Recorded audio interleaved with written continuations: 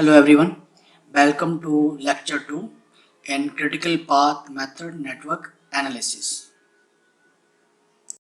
इस लेक्चर में हम एक न्यूमेरिकल सॉल्व करेंगे क्रिटिकल पाथ मेथड पे, जिसमें हम देखेंगे कि इवेंट टाइम्स कैसे कैलकुलेट करते हैं और एक्टिविटी टाइम्स कैसे कैलकुलेट करते हैं और टोटल फ्लोट को कैसे कैलकुलेट कर सकते हैं और टोटल फ्लोट के बेसिस पे क्रिटिकल पाथ कैसे फाइंड आउट करते हैं, ये हम न्यूमेरिकल में सीखेंगे। तो इस न्यूमेरिकल में क्या है, हमारे पास 1 से लेकर 8 तक इवेंट्स गिवन है, 1 2 3 4 5 6 7 8, और एक्टिविटीज़ को नाम दिया है अल्फ़ाबेटिकली ABCD टू J।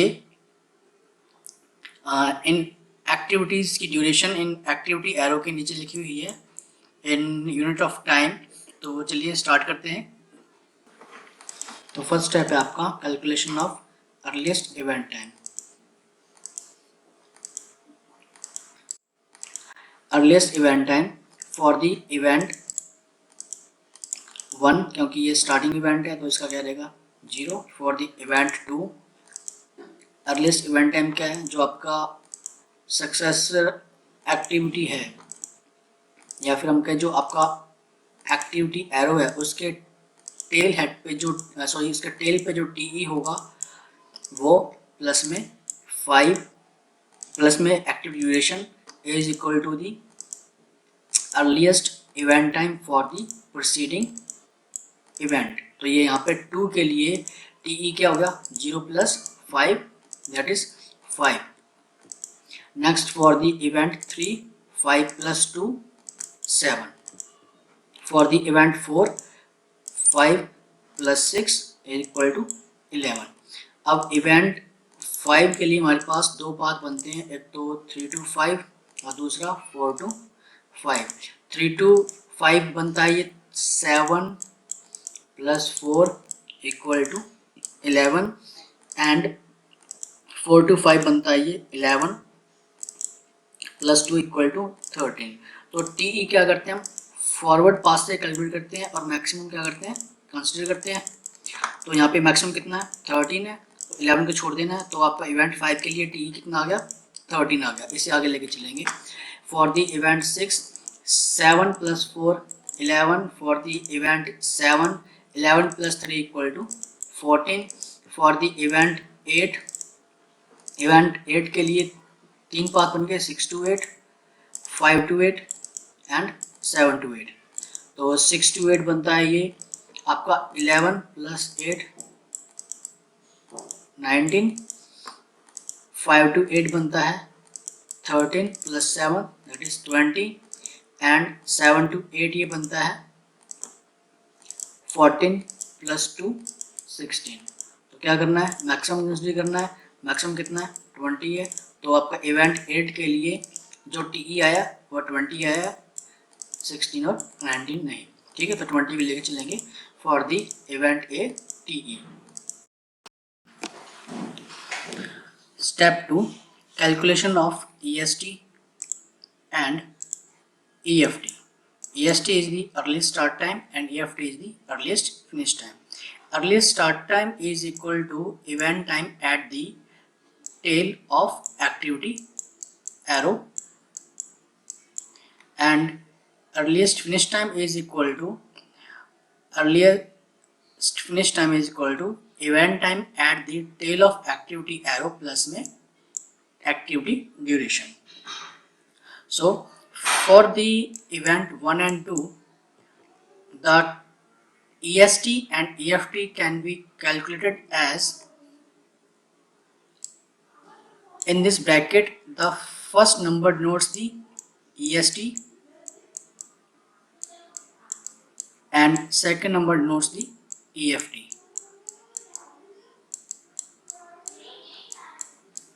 तो आपका जो EST क्या है, ये क्या है एरो हेड के टेल पे जो आपका इवेंट टाइम है वो दैट इज 0, और EFT क्या है टेल हेड पे जो इवेंट टाइम है प्लस में activity duration that is 0 plus 5 equal to 5। Second देखते हैं for 2 and 3 EST tail head पे इवेंट ड्यूरेशन कितनी है TE 5 और event duration sorry activity duration is 2। तो आपका EST क्या बन गया, that is equal to T हो गया 5, और EFT क्या बन गया 5 + 2 is 7। For activity 2, for the activity 2, the EST is equal to TE at the tail event, that is 5, and the EFT earliest finish time is equal to TE at the tail of activity arrow, that is T, plus activity duration 5 + 6, that is 11। Similarly हम 3 और 5 के लिए calculate करेंगे, तो आपका EST आएगा 7 and EFT आएगा 11। 4 to 5 के लिए EST 11, EFT 13। 4 to 7 के लिए EST 11, EFT 14। 3 to 6 के लिए EST 7, EFT 11। 5 to 6 के लिए EST, फिर से देखते हैं कैसे कैलकुलेट किया हमने। जो आपका एरो है, एक्टिविटी एरो है, उसके टेल पे TE कितना है 13, तो EST is equal to TE, that is 13, and EFT is 13 + 7, that is 20।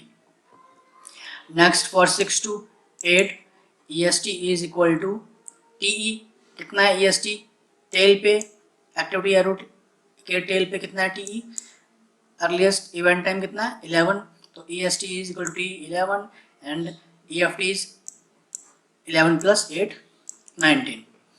For the 7 to 8, EST is equal to TE, वो कितना आपका टेल पे 14, एंड EFT is equal to 14 + 2 is 16। Calculation of latest allowable occurrence time। latest allowable occurrence time क्या है आपका, latest allowable occurrence time is calculated by backward pass and calculated from subtracting the activity duration from the TL at the arrowhead of the activity arrowhead event TL। तो backward pass से यहाँ पे हमारे पास जो शेड्यूल कंप्लीशन टाइम है project का वो गिवन नहीं है, तो दैट इज़ आपका TL is equal to TE, आपका 20 आ गया। अब बैकवर्ड पास से कैलकुलेट करते हैं। For the event 7, 20 - 2 18। For the event 6, this 20 - 8 is equal to 12। For the event 5, 20 - 7 equal to 13। For the event 3, 12 - 4, that is 8। For the event 4, अब event 4 के दो path बनते हैं हमारे बैकवर्ड पास के लिए, एक तो 7 to 4 और दूसरा 5 to 4। तो 7 to 4 देखें तो ये 18 - 3, ये बन गया आपका 15, एंड फॉर फ्रॉम 5 to 4 13 - 2 11। तो मिनिमम लेना है, मैक्सिमम छोड़ना है TL कैलकुलेशन में, तो मिनिमम है 11, तो हम आगे 11 को लेके चलेंगे। नाउ फॉर दी इवेंट 2 के लिए दो पार्ट बनते हैं, एक तो 3 to 2 और 4 to 2। 3 to 2 बनता है ये 8 - 2 इक्वल टू 6, एंड 4 to 2 बनता है ये 11 - 6 इक्वल टू 5। तो मैक्सिमम छोड़ दिया, मिनिमम के लेके लेंगे जो कि कितना अपना 5 है, ठीक है। एंड इवेंट 1 के लिए 5 - 5 इक्वल टू 0। तो ये था आपका TL कैलकुलेशन। नेक्स्ट स्टेप में हमारे पास है calculation of latest start time and latest finish time. Latest start time क्या है, latest start time is equal to TL - T। TL क्या है यहाँ पे, TL is the latest event time at the head of activity arrow. जो आपकी activity arrow है उसके हेड पे जो आपका लेटेस्ट इवेंट टाइम है, ठीक है, एंड TL एक्टिविटी ड्यूरेशन। तो करें calculate for the event first 1 and 2। ये आपका जो आपका फर्स्ट नंबर है ब्रैकेट में ये आपका LST है, सेकंड नंबर आपका ब्रैकेट में है LFT, ठीक है। तो LST क्या है, TL - T। TL क्या है, एरो हेड पे जो TL है वो कितना है 5, माइनस एक्टिविटी ड्यूरेशन कितना 5, तो 5 - 5 0। एंड LFT क्या है, एरो हेड पे जो TL है वो कितना आ गया 5। For event 2 and 3 L S T is equal to arrow head पे टी एल कितना है 8, एक्टिविटी ड्यूरेशन 2, तो T L minus this small t is equal to L S T that is 6 and L F T is equal to T L कितना 8, तो ये आ गया आपका 8 for the event 2 and 4 L S T is equal to T L 11 minus 6 that is 5 and LFT is equal to TL that is 11 and this is LFT is 11. Similarly for 3 to 5 आपका जो LST होगा वो LST क्या होगा, arrow head पे कितना है TL 13 minus 4 ये आ गया 19 and LFT is equal to TL that is 13. For 2 to 5 this 13 minus 2 11 and LFT is equal to 13.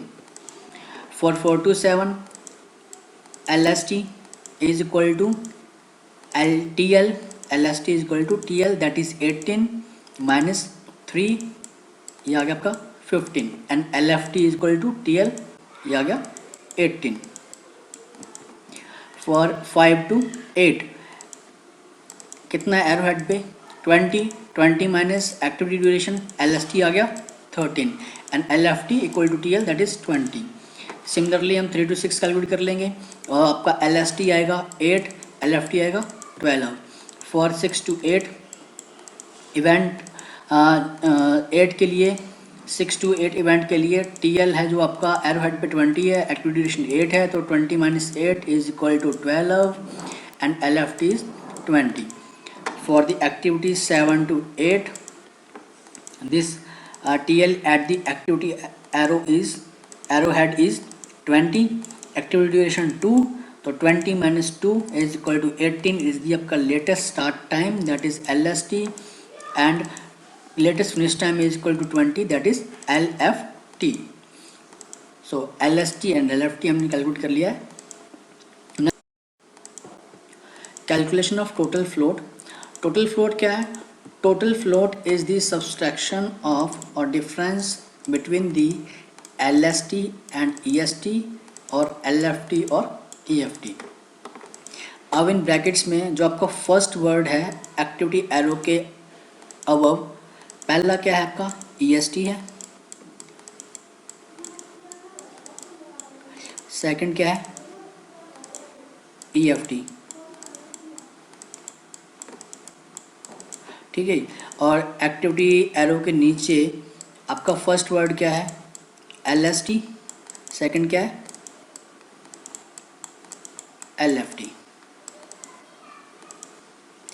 तो फ्लोट कैसे कैलकुलेट करेंगे, फ्लोट क्या है LST माइनस EST, तो LST 0 minus EST 0, second LFT 5 minus EFT 5 0, तो टोटल फ्लोट क्या है activity 1 और 2 के लिए 0 and 0. Similarly for activity 2 to 3 float calculate करें LST minus EST that is 1, LFT minus EFT 1. For 2 to 4 LST minus EFT 5 minus 5 0 and LST minus EFT 11 minus 11 0. For 3 to 5 LST minus EST 9 minus 7 that is 2 and LFT minus EFT 13 minus 11 2. Similarly for activity 4 and 5 आपका LST minus EST 0 हो गया, इधर LFT minus EFT 13 minus 13 0. Next for 3 to 6 LST minus EST 7 minus 8 1. Similarly 12 minus 11 1. For 5 to 8 LST minus EST 13 minus 13 0 and LFT minus EFT 20 minus 20 0. For 4 to 7 LST minus EST 15 minus 11 4 and LFT minus EFT 18 minus 14 4. For 6 and 8 LST minus EST 1, LFT 20 minus EFT 19 1. For 7 to 8 LST कितना है 18 है, EFT कितना है 14 है, तो क्या difference आया 4, float 4 आ गया। सेकंड आपका जो LFT 20 है, EFT कितना है 16 है, लेटेस्ट फिनिश टाइम 20 और latest earliest finish time 16, difference कितना आया 4 आया। ठीक है, तो अब यहाँ पे हम देखते हैं एक्टिविटी 1 से 2 के लिए फ्लोट 0 आ रहा है, एक्टिविटी 2 से 4 के लिए फ्लोट 0 आ रहा है, एक्टिविटी 4 to 5 के लिए फ्लोट 0 आ रहा है, एक्टिविटी 5 to 8 के लिए फ्लोट 0 आ रहा है। ठीक है, तो क्रिटिकल पाथ क्या है इस पे, जो आपका क्रिटिकल पाथ क्या होता है, एक्टिविटीज